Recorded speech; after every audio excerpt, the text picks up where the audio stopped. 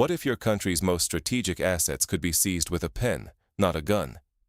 Imagine waking up to headlines announcing that Poland's crucial ports, Gdansk and Gdynia, have quietly slipped into Russian hands, without a single soldier crossing the border. No tanks, no missiles, not even a cyber attack. Just a tangle of legal contracts, hidden shell companies, and financial maneuvers so subtle that European intelligence agencies missed the largest covert takeover in modern history. Poland, a NATO frontline state, capitulated without firing a shot. Moscow set the trap over 2 years, weaving a web of offshore funds and debt purchases through anonymous entities in the Emirates and Asia. On paper, these were routine market deals, distressed asset funds swooping in to offer liquidity to struggling Polish port operators as cargo flow slowed and credit dried up. Every transaction looked clean, just another day in the global economy. But step by step, these deals built a silent, legal majority and control over Poland's economic lifelines. It wasn't until March 2020 that the Polish government received the official notifications. The most critical infrastructure in the country was now managed by a board in Dubai, acting on Moscow's behalf. By then, it was too late. Russian-backed directors now decide which ships dock and what cargo moves, even forcing every Western military shipment to Poland to clear with the Kremlin first. Attempts to push back or nationalize the ports risk instant retaliation. Polish assets abroad could be frozen at the snap of Moscow's fingers. This isn't just Poland's nightmare. If left unchecked, these tactics could strip any nation of its sovereignty, crippling economies and strategic defenses before anyone even sounds the alarm. So how exactly did this happen? And could it happen again, somewhere else? To understand the new rules of global power, we need to dive into the hidden financial and legal battlefield that's replacing open conflict. Ports aren't just warehouses, they're arteries of national survival. For Poland, Gdansk and Gdynia aren't merely busy docks on the Baltic coast. They're the beating heart of the country's trade, military supply routes, and Europe's entire eastern logistics network. Every tank, every shipping container, every barrel of fuel headed in or out of Central Europe depends on these two ports running smoothly, under local control. That's why what happened in early 2020 was so shocking, because the battle for these critical gateways wasn't fought with tanks or missiles, but with contracts, balance sheets, and signatures. It started innocently enough. Poland's economy hit a rough patch. Global downturn, falling cargo volumes, and rising credit costs squeezed port operators hard. To stay afloat, they needed cash, fast. Enter a wave of foreign funds, some from the UAE, others tracing back to Asian investment groups. On paper, these seemed like perfectly routine debt restructurings. The ports got the liquidity they needed in exchange for new credit obligations, all arranged through reputable law firms spanning multiple jurisdictions. Each individual deal looked unremarkable, but taken together, they quietly built up a controlling influence over the port's operations. The contracts included one crucial clause. If the port's financial performance dipped below a certain threshold, creditors could appoint their own people to the boards overseeing port operations. And in early 2020, that threshold was breached. Revenue dropped, the mechanisms kicked in automatically, and within weeks, the key decisions about schedules, cargo priorities, even security policy shifted from Polish hands to boards stacked with directors whose interests aligned with Moscow. For Poland, this meant far more than just a change in management. Overnight, any shipment of fuel, military hardware, or vital goods could be delayed or rerouted at the discretion of a boardroom half a continent away. New rules were rolled out in the name of efficiency, but in reality, they rewrote who had the final say over which cargoes moved and when. Contracts were re-examined, some shipments suddenly faced extra review, and new service fees quietly raised operating costs for shipping companies. Even a small increase in port charges could drive business to rival ports, cutting Poland's economic lifeblood and weakening its military readiness. Experts quickly realized this was no accident. Control of these ports meant control over the speed, cost, and even the reliability of entire regional supply chains. By the time Warsaw's officials grasped what had happened, the legal machinery was already in motion. The contracts were airtight, seemingly in full compliance with international law, and yet the effect was as devastating as any blockade. As one EU official put it, "This isn't a takeover, it's our own rules being used against us." It's a new kind of warfare, one where sovereignty can be lost with a pen, not a gun. And with control quietly shifted abroad, the real conflict began, over who decides what moves through Poland's ports. The real change came with a signature, not a headline. While the world watched for tanks or sudden cyberattacks, Poland's most vital ports slipped out of national hands in a flurry of legal documents and financial chess moves, moves that, on paper, looked entirely above board. Contracts governing Gdansk and Gdynia's operations spanned multiple countries' laws, designed to look like any other international business deal. On the surface, it was about improving efficiency and transparency. But in reality, the real power shifted to a board based in Dubai, one ultimately acting on Moscow's behalf. In just a few months, the levers of control over Poland's maritime lifelines were quietly redirected, not by force, but by paperwork. At first, even seasoned Polish officials missed the warning signs. By the time a small circle in Warsaw realized what had happened, the contracts were already signed, sealed, and fully compliant with international law. Emergency meetings started behind closed doors. Could the deals be stopped? Could Poland fight back? The answer, chillingly, was no. The legal mechanisms had been triggered correctly. One EU diplomat summed it up. "We're not facing a hostile takeover. We're watching our own rules used against us." Almost overnight, operational decisions were no longer made in Poland. New service fees and subtle procedural delays began to appear, nudging shipping companies to consider rival Baltic ports. Behind the scenes, Russian interests could now shape the flow of goods, not just for Poland, but for the entire region. Logistics experts warned that even minor disruptions could ripple through European supply chains, threatening everything from consumer goods to military equipment deliveries. Desperate to reclaim control, Polish leaders floated the idea of nationalizing the ports. But that move would trigger a legal avalanche. International investors, protected by layers of global treaties, would sue for billions in damages. Worse, BRICS nations could freeze Polish assets abroad, multiplying the pressure. The cost of undoing what was signed might be higher than Poland can afford. Within EU corridors, the word precedent echoed with growing alarm.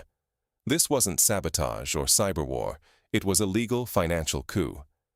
And if it could happen in Poland, what about other European nations, especially those under economic strain? Europe's most strategic assets are often financed through global capital markets, where the real owners are hidden behind shell companies and offshore accounts. The very openness that helped Europe prosper is now its greatest vulnerability. Some say, don't overreact. Investors want stable profits, not chaos. But skeptics point out, whoever sets the fees and priorities in a port wields enormous strategic power, not just over money, but over critical infrastructure and national security. What seems like business as usual can quickly turn into a lever of geopolitical influence. The crisis in Poland is far bigger than one country or one port. Europe is facing a new kind of challenge, where the rules of the open market are turned into tools for silent conquest. If even the most experienced governments can be checked by slow, legal, and opaque takeovers, then no nation is truly safe. If Poland can lose its ports so quietly, what does this mean for the rest of Europe, and for the future of a world built on open markets and trust? What starts as a local story becomes a European problem, and maybe even a global one. The takeover of Gdansk and Gdynia wasn't just a blow to Poland, it's a wake-up call for the entire continent. Suddenly, the Polish government finds its hands tied. Any bold move to reclaim control could trigger massive compensation claims, dragging the state into years of costly international litigation. The legal contracts and shell companies are airtight, by the book, but not in the spirit of sovereignty. In Brussels, the shock is palpable. The European Union is thrown into urgent debates. Should there be tougher rules for vetting foreign investments in vital sectors, like ports, energy, and telecoms? Lawmakers worry that the open market that once brought prosperity is now a backdoor for strategic rivals to quietly seize critical infrastructure. It's not just about economics. Military experts are alarmed.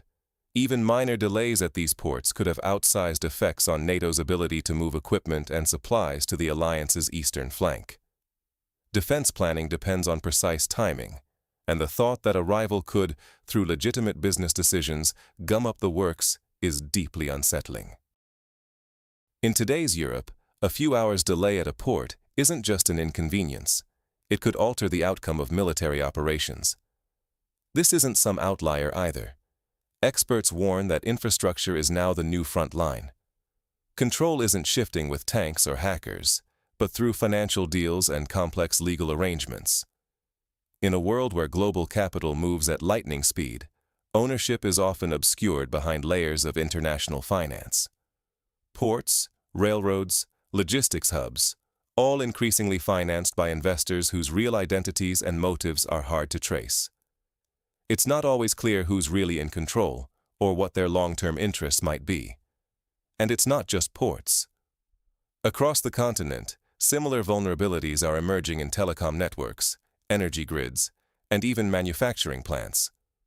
Whenever an asset faces financial stress, say during a recession or crisis, the window opens for strategic buyers to step in with offers that seem like lifelines, but can fundamentally alter who pulls the levers. The big danger? Delays in responding to these new forms of economic pressure could turn isolated incidents into a pattern. Imagine a domino effect, where vital European infrastructure slowly slips into unfriendly hands, undermining not just national control, but the West's collective security, its economies, and even its political autonomy. Each silent takeover erodes the foundation a little more. In the midst of this, the EU is now under pressure to act. There are growing calls for early warning systems, tighter screening of strategic investments, and new mechanisms to safeguard infrastructure, without sacrificing the benefits of an open market. It's a balancing act, and it's urgent. Because today, infrastructure is as much a weapon as it is a resource. But what practical lessons can be learned from Poland's experience, and what must change to secure the future? Let's take a closer look. In a world of hidden levers, knowledge is your first defense. The era where borders and armies define security is fading. Today, the real contest for power happens in boardrooms, not battlefields. That means the ownership of infrastructure, like ports, energy grids, or even telecom networks, now depends on a maze of contracts, shell companies, and international legal agreements. The story of Poland's ports makes one thing clear. Whoever understands and controls these structures silently shapes a nation's destiny. So how do countries, businesses, and citizens protect themselves in this new landscape? First, due diligence isn't just a legal box to tick, it's a shield. Governments and companies must dig deep into who really owns and controls strategic assets, tracing ownership beyond the first layer of shareholders and official documents. Transparency isn't a luxury, it's non-negotiable. Without it, you risk waking up to find a foreign power quietly pulling the strings behind your most vital infrastructure. For Europe, the need is urgent. The EU must create early warning systems and monitoring mechanisms that don't just check for overt takeovers, but also for slow, subtle shifts in ownership and influence. This isn't paranoia, it's adaptation. In a globalized world, capital moves faster than regulators can react. By the time a threat is obvious, the damage is often done. But there's more. Relying too heavily on a single port, pipeline, or supplier is now a strategic risk. Diversifying logistics routes and investing in domestic infrastructure are essential moves. Think of them as building fire exits before you ever smell smoke. Even for individuals and businesses, critical thinking is a survival skill. Read contracts carefully, question sudden changes in company leadership, and stay alert to odd patterns in supply chains. Economic warfare now plays out through legal fine print and financial maneuvers, not just cyberattacks or blockades. The greatest danger comes when these moves look like ordinary market activity, until it's too late. If we don't adapt, we risk losing the assets and independence that underpin our way of life, without ever hearing an alarm. As the rules change, every stakeholder must rethink what security truly means. Will you spot the next silent takeover, or be blindsided by it? What happened in Poland isn't some distant anomaly. Today, infrastructure is the new front line. It's not tanks or missiles that determine a nation's resilience. It's the ability to protect crucial ports, energy grids, and tech platforms from invisible, lawful capture. Just losing partial control of these assets can shift the balance of power for years. The Gdansk and Gdynia maneuver is more than a Polish problem. It's a wake-up call for all of Europe. Already there's talk of tighter controls on foreign investment, tougher transparency rules, even an EU-wide deal monitoring system. But here's the real risk.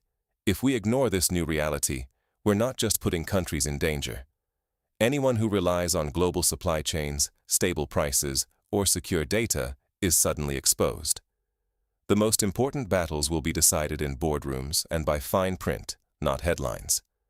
This means we all need to be vigilant, question who controls the infrastructure we depend on, demand real transparency, and rethink what makes a country strong in a world where contracts can be as powerful as armies. Because by the time the true cost of these deals becomes clear, it's often too late to turn back.